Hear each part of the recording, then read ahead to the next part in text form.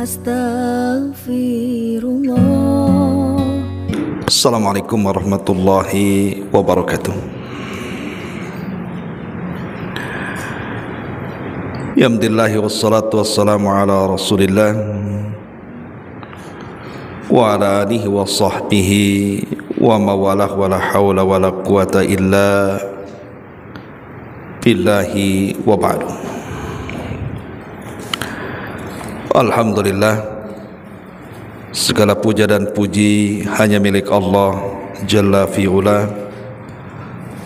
Salat dan juga salam tetap kita hadiahkan kepada Rasul kita Nabi besar Muhammad sallallahu alaihi wa ala alihi wasallam. Kita lanjutkan kembali kajian kita, masih membahas tentang sifat-sifat atau ciri-ciri golongan yang selamat, dan kita masuk pada bagian yang ketiga tentang ciri-ciri golongan yang selamat. Yang pertama di sini, bahwa golongan yang selamat adalah jumlahnya sangat sedikit di tengah-tengah banyaknya umat manusia. Tentang keadaan mereka, Nabi SAW sabdakan, tuba lil ghurabai, beruntunglah orang-orang yang dianggap asing. Siapa mereka orang-orang yang dianggap asing itu? Nabi mengatakan, unasun salihuna fi unasin su'in kathirin man ya'sihim aktharu mimma yuti'uhum. Di mana orang-orang saleh, orang-orang baik di lingkungan tersebut, atau orang-orang baik di lingkungan orang-orang yang banyak berperangai buruk, orang-orang yang mendurhakai mereka lebih banyak dibandingkan orang-orang yang mentaati mereka. Jadi orang-orang yang dianggap asing adalah di mana jumlah orang-orang soleh lebih sedikit dibandingkan orang-orang jahat, dan orang-orang yang mentaati kepada Allah lebih sedikit dibandingkan mereka orang-orang yang bermaksiat kepada Allah Subhanahu wa ta'ala.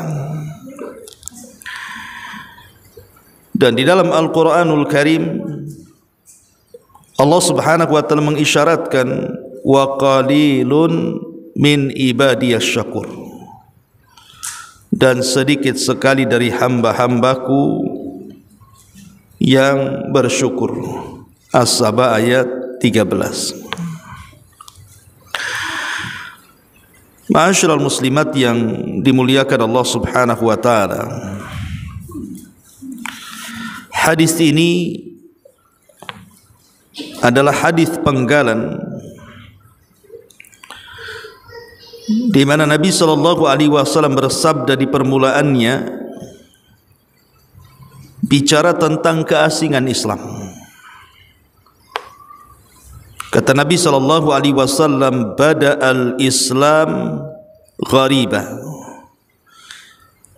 Islam itu di permulaannya, kemunculannya dianggap asing. Wa sayaudu ghariba kama bada, dan kelak Islam akan kembali dianggap asing seperti permulaannya. Maka Nabi SAW mengatakan, fatuba lil ghuraba, beruntunglah orang-orang yang dianggap asing itu. Baru Rasul mengatakan, orang-orang yang dianggap asing itu, di mana orang-orang baik yang berada di tengah orang-orang jahat itu lebih sedikit, dan orang-orang yang bermaksiat di tengah-tengah orang yang taat itu lebih banyak. Itulah orang-orang asing. Ma'asyiral muslimat yang dimuliakan Allah Subhanahu wa taala, tentu hadis ini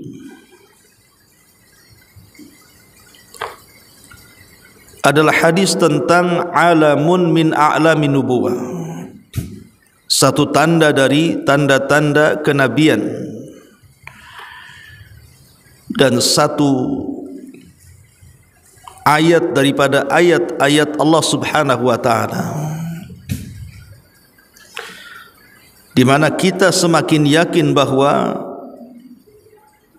Nabi SAW yang diutus kepada kita itu memang betul-betul seorang Nabi, karena dia mampu untuk memprediksi apa yang akan berlaku di akhir zaman. Tentu prediksi itu karena wahyu yang Allah wahyukan kepadanya. Dan hadis ini juga menunjukkan tentang akan keasingan Islam di akhir zaman, dan itu kenyataan yang harus dihadapi setiap orang-orang yang mengaku Islam, bahwa Islam suatu hari akan dianggap asing di tengah-tengah pemeluknya, persis seperti sabda Nabi SAW, di mana Islam hanya tinggal namanya dan Al-Quran hanya tinggal bacaannya. Islam tinggal namanya artinya tidak tahu hakikat daripada Islam itu sendiri, sehingga ketika ada orang-orang yang betul-betul menampakkan Islam yang sesungguhnya sesuai dengan datangnya pada awalnya, maka orang-orang pun menganggap asing karena mereka tidak mengenal Islam yang sesungguhnya.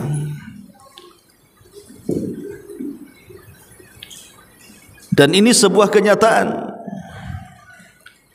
Tentu tidak lain pergeseran keasingan Islam ini dari zaman ke zaman, karena jauhnya kita dari Nabi SAW dan gencarnya musuh-musuh di luar daripada Islam untuk menghancurkan Islam dari dalam.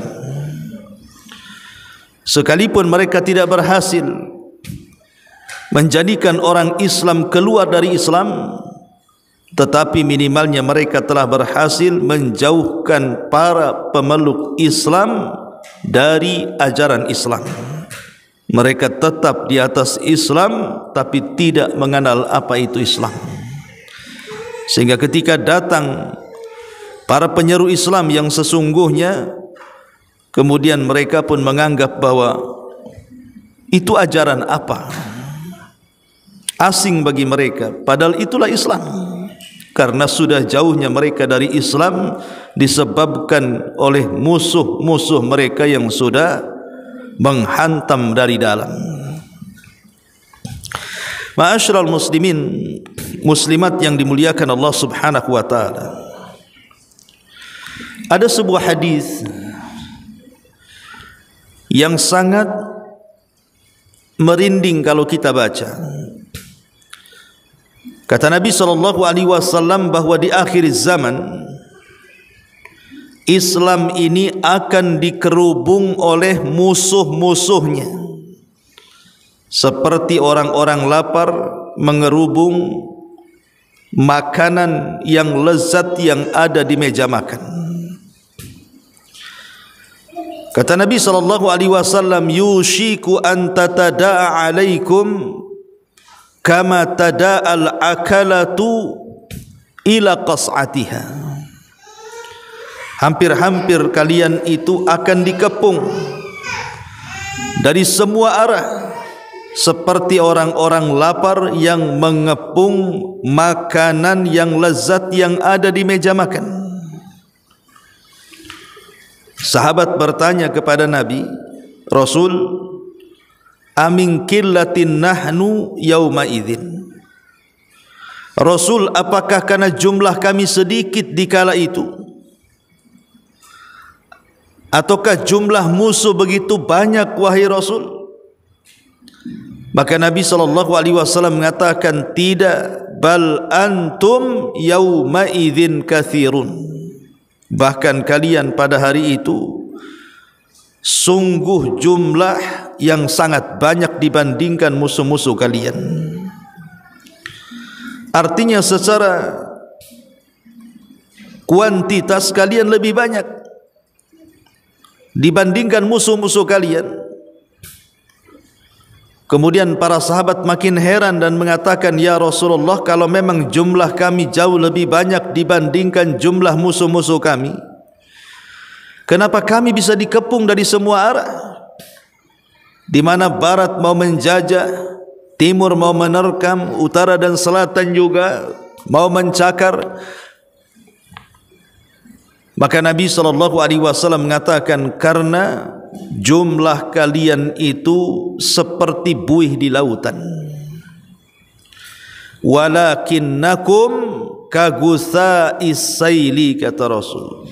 Akan tetapi jumlah yang begitu banyak yang ada di tengah-tengah kalian itu seperti buih yang ada di lautan.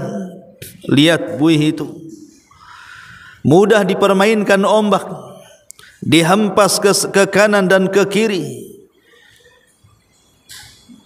Artinya bahwa umat Islam di akhir zaman itu mudah untuk dipermainkan musuh-musuhnya, karena seperti buih centang perenang.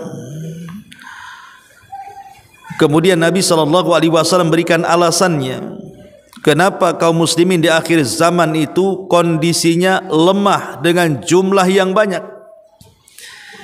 Kata Nabi SAW, karena Allah telah cabut di hati-hati musuh-musuh kalian itu perasaan takut. Tetapi sebaliknya, Allah Subhanahu wa taala tanamkan penyakit kelemahan di hati-hati kalian.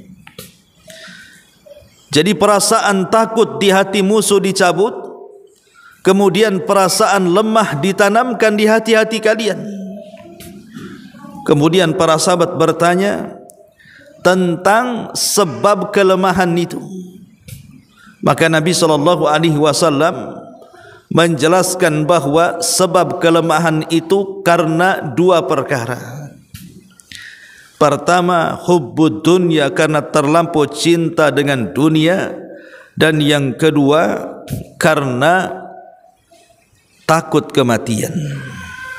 Cinta dunia dan takut mati itulah yang menjadikan lemahnya kalian di akhir zaman. Hadis ini juga menjelaskan kepada kita tentang keterasingan Islam. Di antara salah satu sebab kenapa Islam itu akan asing, karena musuh-musuh Islam dari luar, mereka akan terus menyerang Islam, sehingga Islam itu semakin hari semakin hilang kualitasnya di tengah-tengah banyaknya kuantitas. Jadi banyaknya umat Islam itu tapi tidak berkualitas sama sekali, karena diserang dari arah, semua arah, terutama dari sisi akidah dan sisi imannya. Jadi kaum muslimin itu berusaha didangkalkan dari segi akidah oleh musuh-musuhnya. Ketika dangkal akidahnya, itulah kemudian akhirnya manusia tercintakan dengan dunia dan tertakutkan dengan kematiannya. Dan itu terbukti, Bu. Bagaimana kemudian sejengkal demi sejengkal, sehasta demi sehasta kaum muslimin itu dijauhkan dari akidahnya, diciptakannya akidah-akidah sesat kemudian disebarkan di tengah-tengah Islam,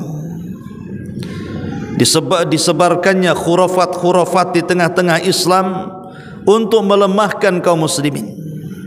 Digiringnya umat Islam kepada kesyirikan, digiringnya umat Islam kepada tahayul, bahkan perkara-perkara yang tidak pernah ada di zaman Rasul pun kemudian dicintakan kepada kaum muslimin, dan itu adalah ulah musuh-musuh Islam untuk menghancurkan Islam dari dalam.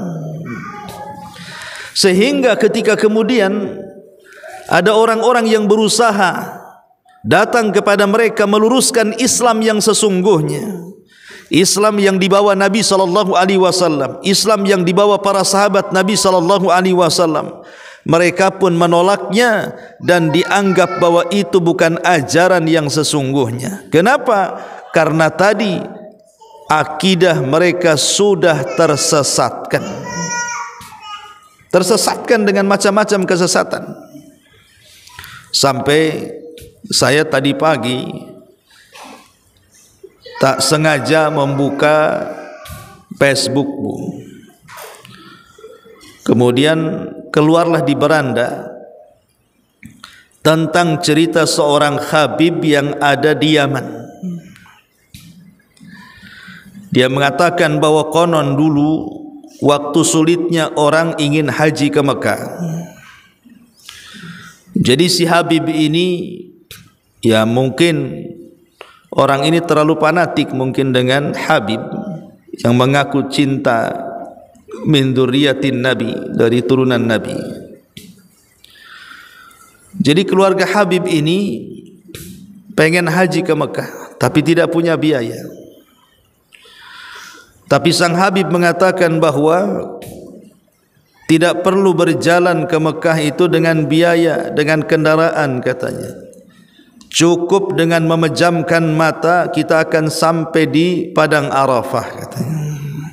Jadi bisa terbang rupanya Habib ini pun, bisa membawa keluarganya, pembantunya, tukang sapunya, semua bisa. Syaratnya pejamkan mata, nanti akan sampai di Mekah sana. Betul-betul dipejamkan mata, Bu. Rupanya di tengah perjalanan anaknya ketinggalan. Jadi diberitahu sama pembantunya, "Bib, itu anak ketinggalan," katanya. "Oh, enggak apa-apa, nanti saya ambil," katanya. Kemudian si Habibnya balik lagi, bangunin anaknya, mandiin anaknya, ngerapiin anaknya, baru kemudian ditarik lagi, diterbangkan lagi sampai ke Arafah katanya. Ini kan khurafat, Bu. Ya. Jelas khurafatnya kan. Entah ini yang cerita ini memang ada-ada, tapi yang jelas bahwa ini kan pendangkalan akidah. Kenapa umat dibodoh-bodohi seperti ini? Coba dikisahkan tentang karomah-karomah para wali yang tidak jelas. Nabi SAW saja tidak bisa menghilang, tidak bisa terbang kecuali Allah Subhanahu wa taala yang izinkan kan. Yang itu merupakan mukjizat. Macam mana pula si Habib ini menurut cerita orang ini gitu ya, dia sanggup menghajikan seluruh keluarganya, murid-muridnya, cukup dengan memejamkan mata semua bisa hilang dari Yaman, kemudian tiba-tiba ujug-ujug sudah di Arafah. Kan hebat, Bu. Itu kalau buka travel itu laris itu, Bu. Ya. Lah yang seperti ini kan pendangkalan akidah namanya. Lama-lama Islam itu akhirnya didongengkan, disenangkan dengan dongeng-dongeng khurafat seperti ini. Seperti ingat dulu kisahnya siapa itu yang viral tuh, Mama Gufron tuh, siapa itu. Sampai ada murid fanatiknya bicara, pernah dia berada di sebuah lautan, berada di tengah-tengah gelombang yang hampir dihantam sana sini perahunya, Bu, hampir karam. Tiba-tiba kemudian dia memanggil-manggil Syekh Abdul Qadir Jailani, tengah-tengah lautan itu. Kemudian setelah memanggil Syekh Abdul Qadir Jailani, tiba-tiba kemudian lautan itu langsung tenang, ombaknya bisa diatur, bisa ngatur ombak, Bu, sehingga kapalnya itu tidak mudah karam gitu. Akhirnya selamat. Ini kan khurafat yang ditanamkan di masyarakat. Ya, anehnya ada aja orang yang yakin. Ini baru sedikitlah kisah-kisah khurafat di masyarakat ini. Luar biasa gitu ya. Kenapa kemudian dari sisi ini yang diajarkan ke masyarakat? Sampai-sampai tisu saja habis ngelap keringat Habib itu harganya jauh lebih mahal dibandingkan mobil Rubicon, Bu. Emang kenapa dengan keringatnya Habib? Keringat Nabi SAW tidak diwariskan kepada keringat Habib. Ya, kalau memang keringat Nabi, ludahnya Nabi, rambutnya Nabi itu bernilai, ada berkahnya di situ. Tapi itu tidak diwariskan kepada turunannya. Bukan berarti kemudian keringat Nabi, ludah Nabi itu diwariskan kepada anak cucunya yang sekarang mengaku kalau seandainya dia mengaku zuriyahnya Nabi, ludahnya bisa menjadi obat. Tidak akan bisa, Bu. Coba praktekkan. Orang yang ngaku-ngaku Habib itu. Ada orang buta, kemudian ludahi itu butanya. Bisa sembuh apa enggak? Karena Nabi itu ludahnya kalau diludahkan ke orang buta sembuh tuh penyakitnya. Sebagaimana Ali radhiyallahu anhu pernah sakit matanya, diludahi sama Nabi, sembuh, mukjizat, Bu. Enggak bisa kemudian ludahnya Nabi diturunkan kepada anak cucunya. Kalau sekarang Habib ada orang yang sakit mata diludahi, jangan-jangan makin buta, enggak sembuh, ya. Jadi tabaruk dengan jasad itu khususiyah Nabi, tidak bisa diberikan kepada selain Nabi, walaupun itu turunannya sekalipun. Bagaimana kemudian sampai keringatnya dihargai seharga mobil yang lebih mahal gitu ya harganya. Ma'asyiral muslimat yang dimuliakan Allah Azza wa Jalla, yang seperti ini itu, ini kan pendangkalan akidah. Coba yang diajarkan itu yang jelas-jelas sajalah, yang jelas-jelas saja gitu ya, seperti sholat dan fikihnya, puasa dan fikihnya, haji dan fikihnya, zakat dan fikihnya gitu ya. Kemudian akidah Islam, mulai rukun Islamnya, rukun imannya, itu yang harus diajarkan ke masyarakat. Bagaimana cara kita mengenal Allah, mengenal para malaikatnya, mengenal para nabinya, mengenal kitab-kitabnya, dan begitu seterusnya, yang sudah dicatat oleh para ulama dalam hadis-hadisnya. Mempelajari hadis Bukhari, Muslim, Sunan Abi Dawud, Tirmidzi, atau fikih-fikih yang lainnya, kan jelas itu ajarannya. Jadi tidak menjadi pembodohan umat. Ini yang ulama telah tulis tidak diajarkan, yang khurafat pula kemudian disebar-sebarkan. Itulah penyebabnya kenapa Islam jadi asing akhirnya.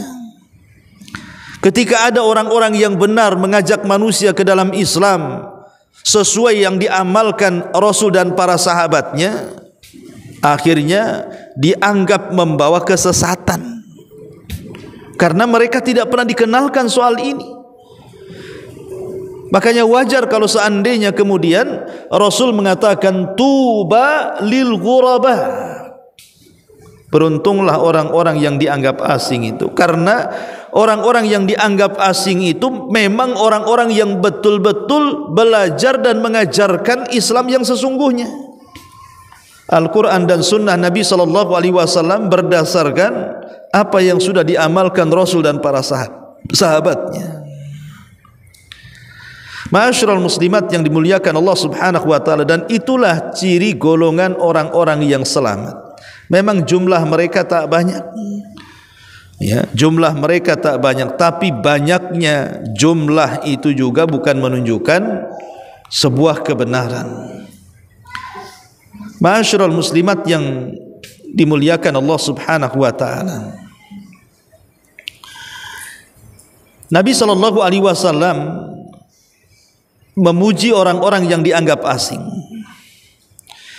Siapa orang-orang yang dianggap asing? Orang-orang yang mereka memperbaiki manusia di tengah-tengah buruknya manusia.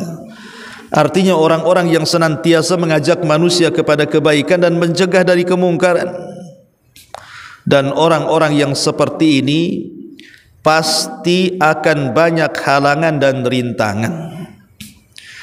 Karena di tengah-tengah rusaknya manusia, tiba-tiba hadir orang-orang yang hendak memperbaiki manusia, pasti tantangannya berat, Bu. Ini satu daerah itu penuh dengan kesyirikan, penuh dengan khurafat, penuh dengan tahayyul, penuh dengan perkara-perkara yang tidak diajarkan Nabi.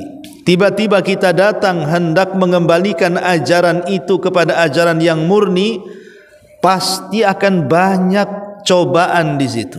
Tidak mungkin tidak. Jangankan kelas-kelas, istilahnya satu kampung kita merubah, kelas keluarga sajalah. Ibu yang sudah hijrah, sudah kenal sunnah, tapi kan di antara keluarga mungkin belum ada, baru ibu saja. Ibu mau merubahnya, ibu dianggap asing kan, Bu?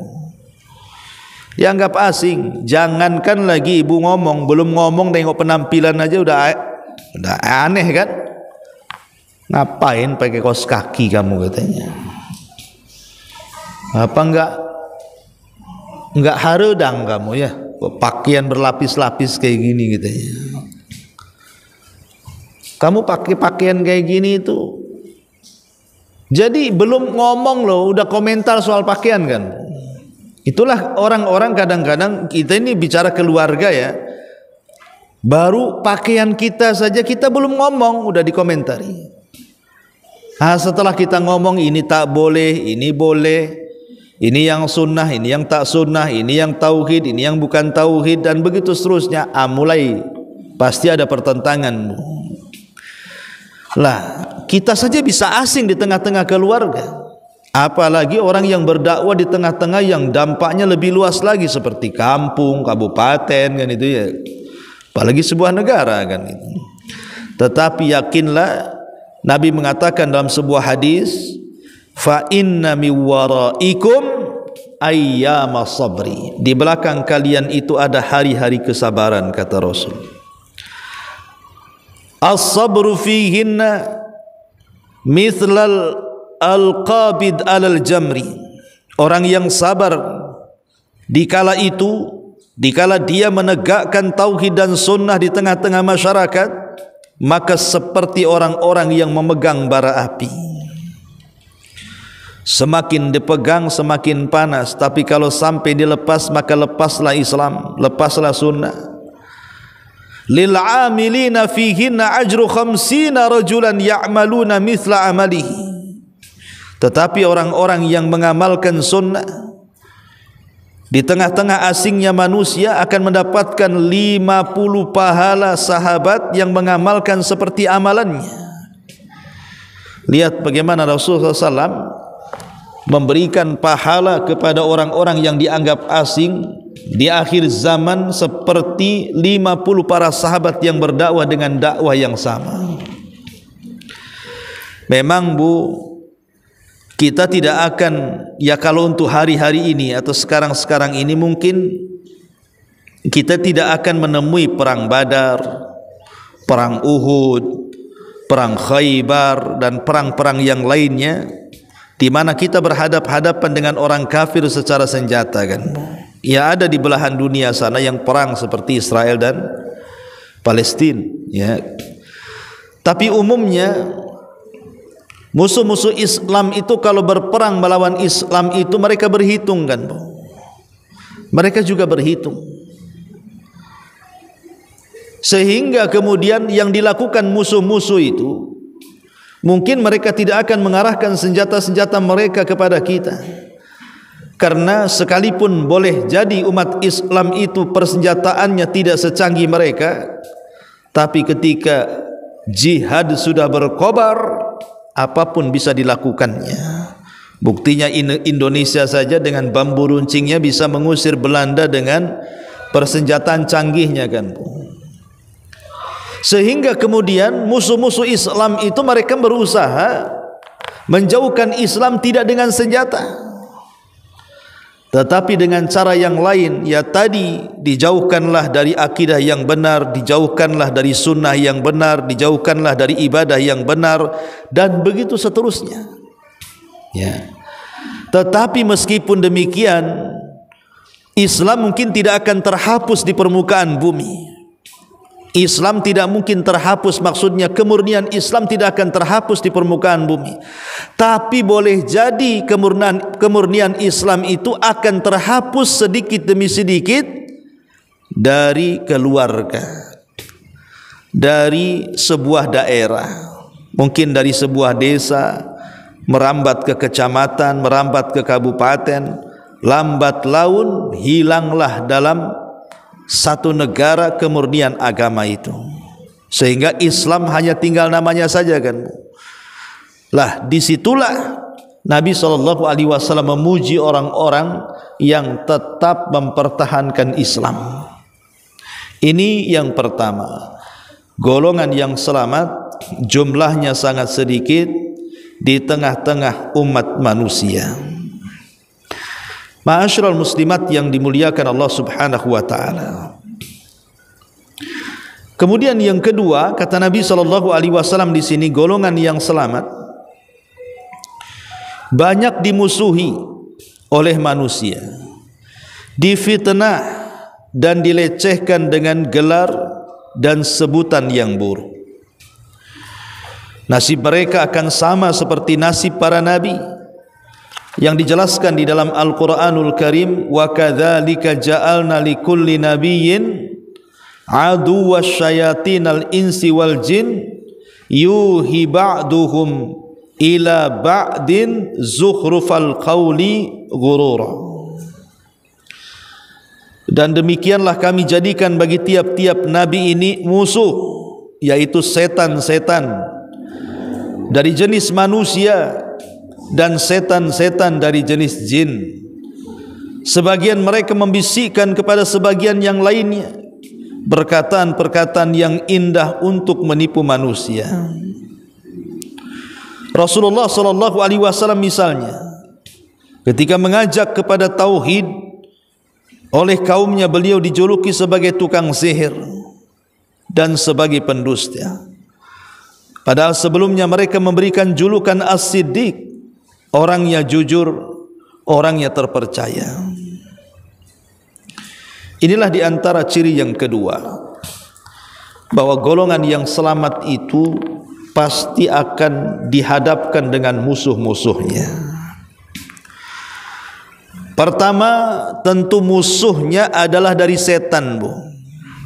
Setan ini ala ra'sihim iblis, tentu dedengkotnya adalah iblis. Itu tidak akan tinggal diam, Bu. Bagaimana caranya dia menyesatkan kita sebagai anak Adam.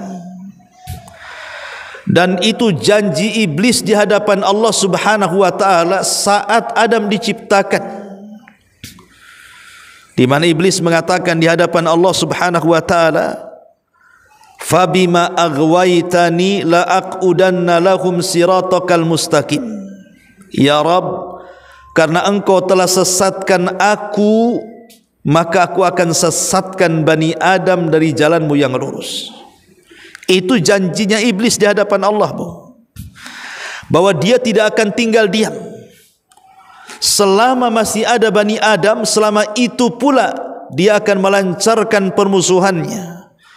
Bahkan tak tanggung-tanggung dia mengatakan di hadapan Allah, "Tsumma la'atiyannahum min baini aydihim wa min khalfihim wa an aymanihim wa an syama'ilihim wa la tajidu aktsarahum syakirin."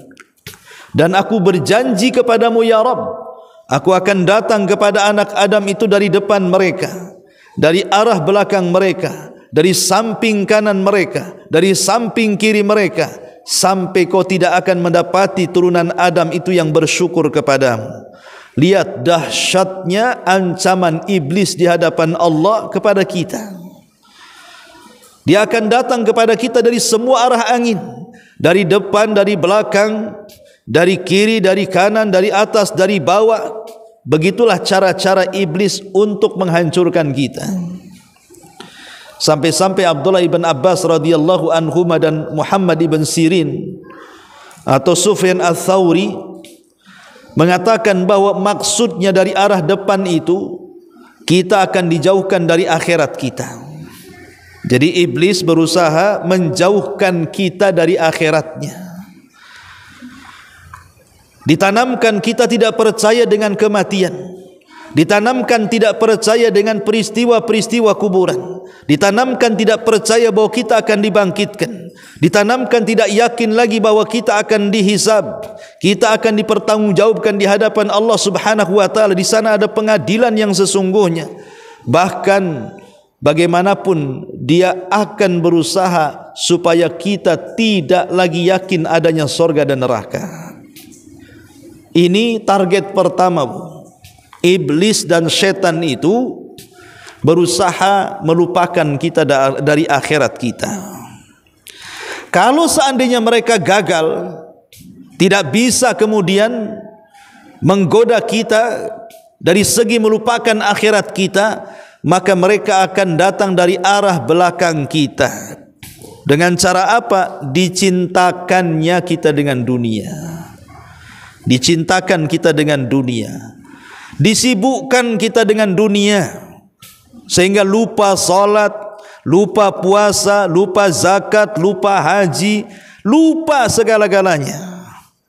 Siang, sore, malam, pagi, otaknya hanya dunia dan dunia. Kalau seandainya mereka tidak bisa juga nih, oh, orang ini tidak bisa digoda dari dunianya, rupanya masih juga dia di tengah-tengah kesibukan dunianya masih takarub dengan Allah, masih ingat pula dia dengan salat, masih ingat dengan keluarga, masih ingat dengan kebaikan. Maka setan akan berusaha menggoda kita dari sebelah kanan, Bu. Dengan cara apa?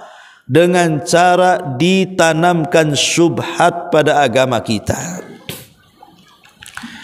Dengan cara ditanamkan syubhat dalam agama kita, Bu, di mana syaitan akan datang menghiasi perkara yang hak menjadi batil, perkara batil menjadi hak. Akhirnya kemudian dihias-hiasi kesyirikan jadi tauhid, tauhid pula jadi syirik. Dihiasilah yang sunnah-sunnah jadi bid'ah, yang bid'ah pula dianggap sunnah. Dihiasi pula yang taat-taat dianggap maksiat, yang maksiat pula dianggap ketaatan. Akhirnya dihias-hiasi yang hitam jadi putih, yang putih jadi hitam. Dicampur adukanlah al-haq dengan yang batil. Ma'asyiral muslimat yang dimuliakan Allah Azza wa Jalla. Dan ini yang paling bahaya nih. Akhirnya banyak masyarakat itu terkaburkan dengan datangnya dai-dai karbitan yang kadang-kadang tidak tahu dia belajar di mana, tidak punya guru yang sesuai dengan kebenaran, atau mungkin ya banyak dai-dai sesat sebagaimana kata Imam Syafi'i rahimahullahu taala, di mana dai-dai ini mengajak kepada pintu-pintu neraka jahanam dengan menyebarkan syubhat di tengah-tengah masyarakat. Kalau seandainya dia selamat pula dari syubhat, Bu, karena dia berpegang dengan Al-Quran dan Sunnah, kembali kepada pemahaman salaful ummah, maka setan akan datang dari sebelah kiri, Bu. Dengan cara apa? Dengan cara dipermainkan hatinya dan dicintakan dengan kemaksiatan. Digemarkan zina, disukakan judi, diinginkan judi, pokoknya disukakan maksiat, suka ghibah, suka namimah, suka dusta. Ya. Pokoknya bagaimana caranya dia digemarkan dengan kemaksiatan kepada Allah Subhanahu wa taala. Kalau juga dia selamat, Bu, kalau orang ini selamat juga, dia tidak suka maksiat, disinilah terjadi kerjasama antara pasukan-pasukan iblis dari kalangan jin dengan pasukan-pasukan antek-antek dia dari kalangan manusia. Mulai kerjasama. Caranya gimana? Caranya muncullah dukun-dukun yang merupakan antek-antek setan. Dia jadi dukun, dia jual jimat, dia jual tangkal, dia jual dongeng, jual khurafat, jual dusta, jual agama, dan begitu seterusnya, Bu. Jadi setan akan mengerahkan tuh, akan bekerja sama dengan setan-setan manusia. Akhirnya muncullah orang-orang yang tidak suka kalau ada orang yang mengajak kepada kebaikan, berusaha kemudian orang ini didonkan dengan cara apa? Difitnah dengan berbagai macam fitnah. Jangan didengar, itu ajaran dia teroris tuh. Jangan didengar, ajaran dia Wahabi tuh. Jangan didengar, ajaran dia sesat tuh, pemecah belah umat itu. Akhirnya masyarakat mendengar klaim, tuduhan, fitnahan sebelum mendengar isi kajian. Ini yang bahaya kan gitu. Harusnya itu kan dengarkan dulu kajiannya, apa isinya, baru kemudian mengklaim, oh ini ajaran ini sesat nih, tidak sesuai dengan Quran dan Sunnah. Ini enggak, Bu, nggak didengar tuh kajiannya, tetapi tuduhannya sudah muncul duluan tuh. Baru dengar mukodimahnya saja sudah panas dingin, Bu. Belum isinya tuh, baru mukodimahnya. Ini kalau mukodimahnya kayak gini nih jelas nih, ini nggak usah didengar ini. Ya. Lah, inilah.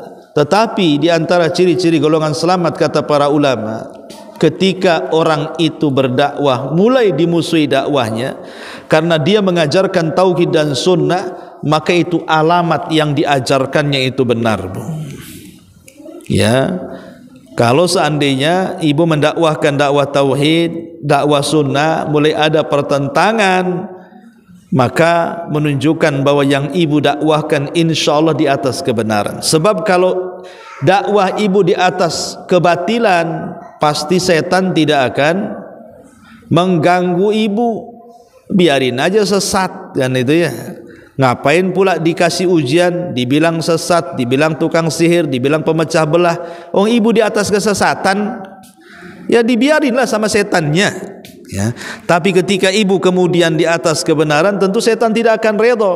Makanya dia akan bekerja sama dengan setan manusia supaya menghentikan dakwah ibu dengan cara memberikan fitnahan-fitnahan tadi.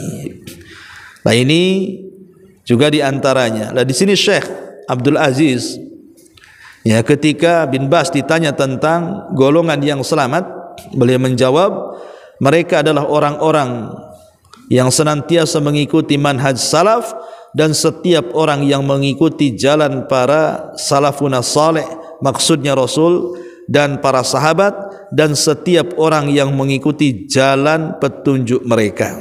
Itulah sebagian dari manhaj dan ciri-ciri golongan yang selamat.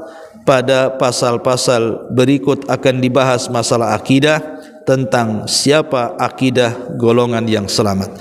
Wallahu a'lam bishawab. Ini diantara bagian yang ketiga dari ciri-ciri golongan yang selamat. Taib, sampai di sini. Silakan kalau ada yang bertanya.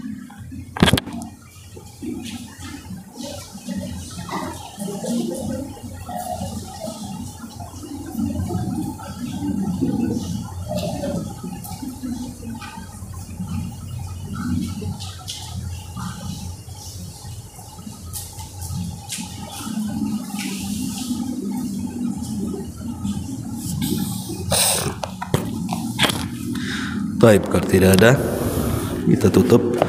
Subhanakallahumma bihamdika, asyhadu an la ilaha illa anta, astaghfiruka